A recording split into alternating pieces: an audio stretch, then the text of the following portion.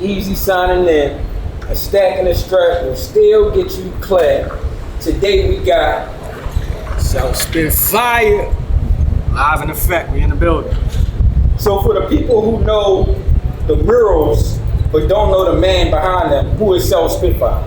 Spitfire is a father, entrepreneur, community leader, good dude, well known around the city, ex-rap artist, ex-Keep It Raw member, you know what I mean? You might know me from a lot of stuff. You might just know me from going through Annapolis, but now it's on the Murals and creative director of Tunnel Vision. You probably call yourself an Annapolis living legend, right? Yeah. What do you think you've done to earn that title? I think I've done things that people of my color and my age haven't done. You know, when I was coming up as far as art goes, I never seen nobody that looked like me putting up murals or even doing it from an artistic based thing, man. So I think as a guy with multi-talents, I've done a lot. I've rapped, I've helped manage artists, I've been an executive producer, I've creative directed clothing lines, painted the biggest wall in Anne Arundel County and other murals around the country, man, and the work is not done yet, so I'm still going. If someone drove through Annapolis for the first time, what story would you want your artwork to tell them? I would want my artwork to tell you the history of Annapolis. Like when you look at it, I want you to be able to kind of depict your own story or your own reason or what you think it is, but ultimately you're gonna get some type of history. Like whether it's a person, an area, the whole county, I'm trying to tell a story through my art. So is Annapolis more talented than people outside the city kind of give them credit for? Oh, hell yeah. Like Annapolis is slept on, I think, because when you hear Annapolis, you think about the Naval Academy and a lot of the political things that you kind of overlook, the creatives and the talents here in the city, but I mean, we do it all. Anytime I've been in Baltimore or DC, I'm always telling them we do everything y'all do. You know, the crime just lower, that's it. Yeah, that's it, man. So who are your Mount Rushmore of Annapolis? Now this can be rappers, artists, musicians, photographers. Mount Rushmore, huh? Mount Rushmore. Bill Petaway. I gotta say TDK. I'm throwing him on there just because, you know, he was very consistent. We don't know what he would have did. Mount Rushmore. You got two more faces on that wall. Two more. And you said this could be anything? Anything, yeah. Young Dylan, because he did it at such a young age and still doing it. He done things that we ain't never done. And the last person that I will put on that list is Rodney Barnes. He's directing and doing this thing out in Hollywood from Annapolis, writing comic books. Living legend, still doing this thing. You said a few names in there that I ain't even know that I'm gonna have to actually go back and tap in and do my homework. Okay. That's fire right there. So what's one thing Annapolis keeps getting wrong when it comes to supporting its own people? To you? I think we geograph everything by neighborhoods, so a lot of people tend to not support people from neighborhoods that they might not fuck with like that. We also tend to be prejudiced to people age, man. Like if it's a group of people that's older than you seem to not rock with them, or if it's people younger than you seem to not rock with them. But I think that we need to respect the older people that laid down the groundwork before us and embrace the youth and up and coming talent that's doing their thing now, even if they're doing it in a way that we're not used to. And that's not even just music, man, that's everything. You know, somebody got a beauty salon or a restaurant, support our color, man, to keep that money in our neighborhood. We need to keep that money rotating, you know what I'm saying? So if someone gave you $10 million to transform Annapolis, what's the first thing you build? The first thing you build, you definitely want to, I think one thing that we missing in Annapolis that was very vital for us in the past was the basketball courts and making sure the recs and the playgrounds is up to date. So I definitely would bust down at least $6 million out of that 10 on recs and parks in our communities though, and making sure that youth programming is doing this thing. If you look at the youth programming in Baltimore right now, that's why you see a steady decline in murders.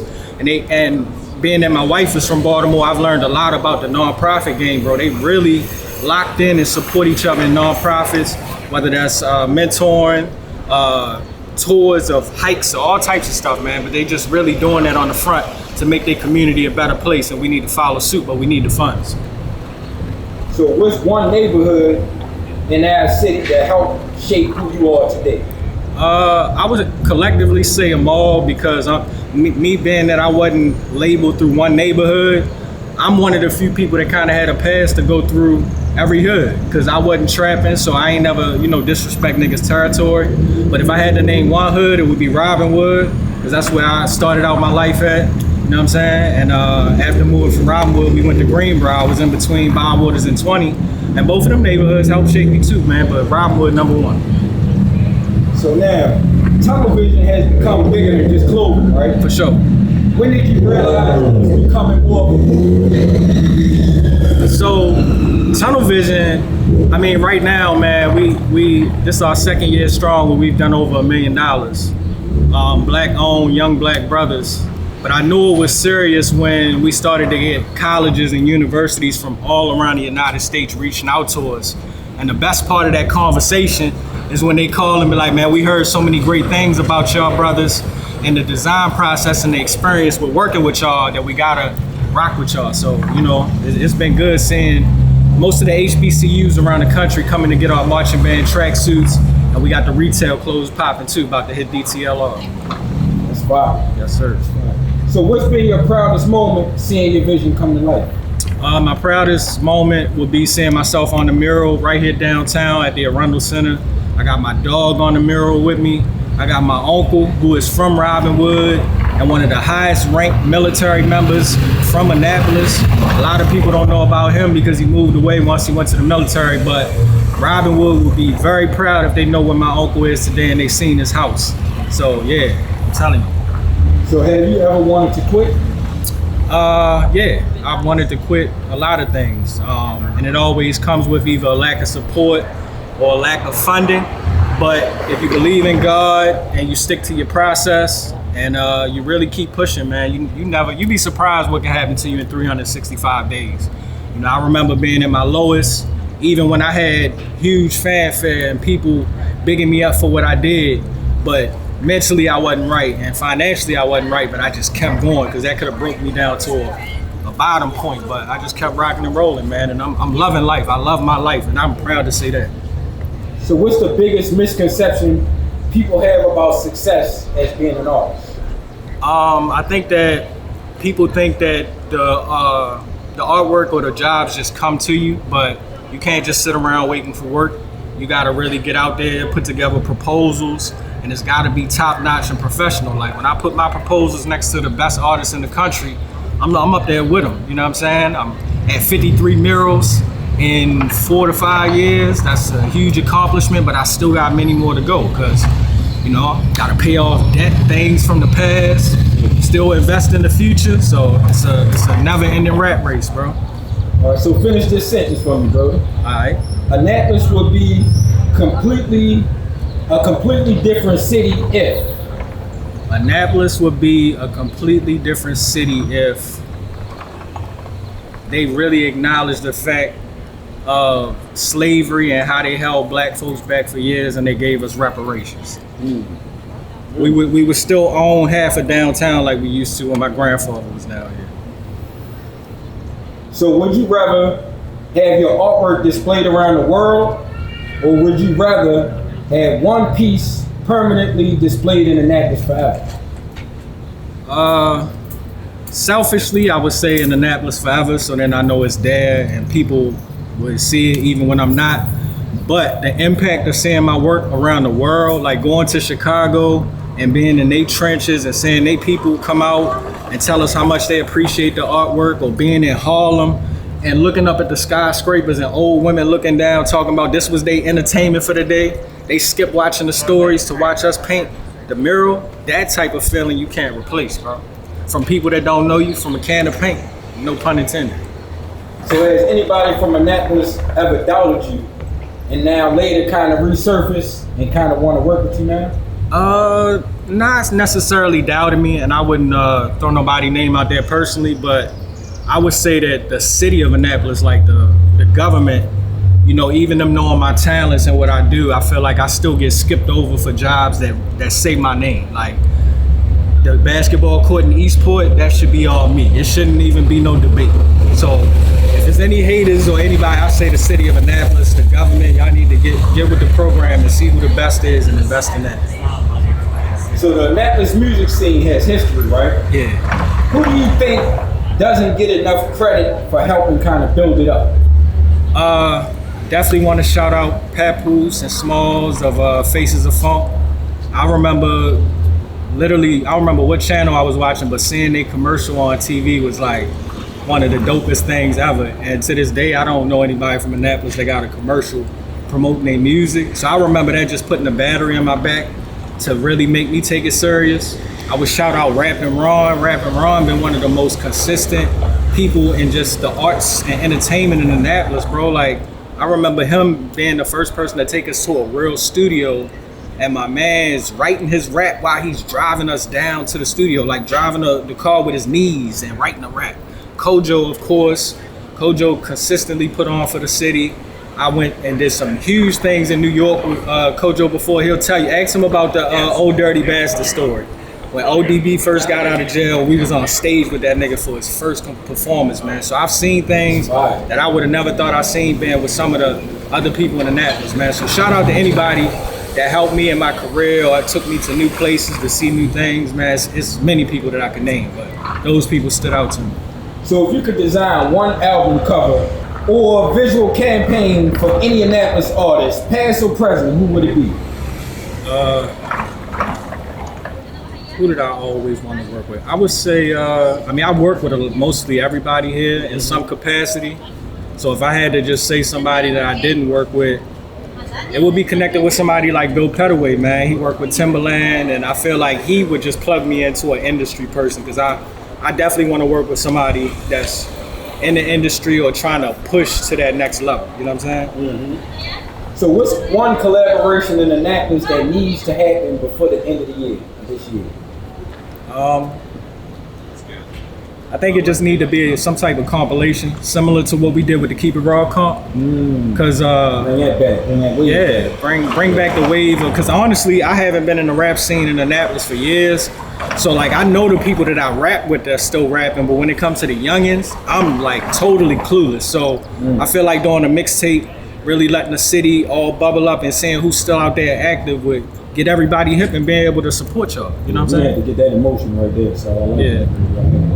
So now I'm gonna spin this on us, right? We're gonna take this and we're gonna do something I like to call this or that. All right. So you got murals or music? Murals. Money or legacy? Legacy. Fame or freedom? Freedom, for sure. Baltimore or DC art scene? I'm gonna say Baltimore. Can I ask why? Only because I know personally more artists in Baltimore, and it kind of resort back to the nonprofit thing. Like a lot of their artwork projects are really tied in with the nonprofit organizations, and it has some type of community action behind it. Not saying that they don't do that in DC, but I've seen it firsthand in Baltimore. So if you could only say one thing, your artwork or tunnel vision, which one survives? Tunnel vision, because it's a team. Even though my artwork takes teams of people, once I'm gone, it's gone. You know, we've structured tunnel vision to be able to last even when we out of here. Our kids could get in the driver's seat in tunnel vision and be good for life. You know what I'm saying? So you work with schools, sports teams, businesses, neighborhoods. Which projects kind of really change your life? It's the projects working in communities that's underserved, working with kids and adults in communities who might don't have hope. And even though, you know, them helping out on the project don't bring them anything financially, it just shows them that, you know, cleaning up a space that you got to see every day can uplift your spirits. You know what I'm saying? And it might motivate you to want to go out and do bigger things in your career. So, you know, I've seen my artwork really change the mindset of people that might felt like they was trapped in a community that they feel like they boxed in, but now you see this artwork and you feel like you're free to the world and you want to go out and see more. What do you want people to say about Spitfire 25 years from now? 25 years from now, I want you to say Annapolis, I got it tatted on me. I want you to think about Annapolis when you think about me. I want you to think about loyalty, like all of the people that I've worked with. I ain't never burned nobody and never stabbed nobody in their back. And know that I always put my best foot forth, and I always had more than myself in mind when I'm making decisions. I don't just think about me. I think about the community. I think about my family. I think about my reputation and my last name. So, you know what I'm saying? So, for you, best food spot in Annapolis? What we talking though? We talking about like a nice dinner? We talking about some quick shit? You with the lady, y'all pulling up, y'all on the out, you know what I mean? Where you pulling up with the missus at, bro? Man, we going Chop Tank, bro. Like, I love Chop Tank. When we just got married last year, I brought all of my friends. Congratulations. Thank you, bro. I brought a bunch of friends in from Atlanta, and it was almost a bragging piece for me to take them up on the roof of Chop Tank, eat some crabs, look at the water. They never been to Annapolis before, and they loved it after that. So your favorite mural you ever painted? Favorite mural I've ever painted is Buckwheat. Buckwheat mural. It was one of my first murals that I ever was commissioned to be the lead artist on it, so I had to put together my first team. I was nervous that whole week leading up to the mural, and painting it for that week and a half.